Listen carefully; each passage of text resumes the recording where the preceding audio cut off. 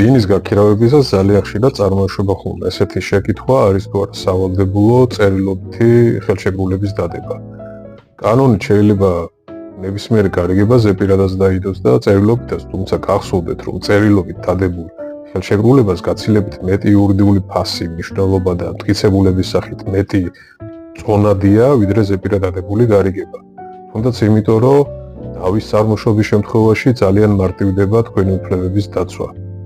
მეორე, ბინის ქირის გადახდის პირობები და წესი უფრო მარტივდება და უფრო ნათელია. ასევე კომუნალური ხარჯების ანაზღაურების წესები და პირობები და ასევე ძალიან ბევრი დეტალი და პირობები, რომელიც ორ მხარეს შორის შეიძლება სადავოდ იქცეს. ამიტომ დადეთ წერილობითი ხელშეკრულება ბინის გაქირავებისას. ხოლო თუ ერთ წელზე მეტ ხანს აპირებთ ბინის გაქირავებას, ასეთი წერილობითი ხელშეკრულება აუცილებლად უნდა დარეგისტრირდეს საჯარო რეესტრში.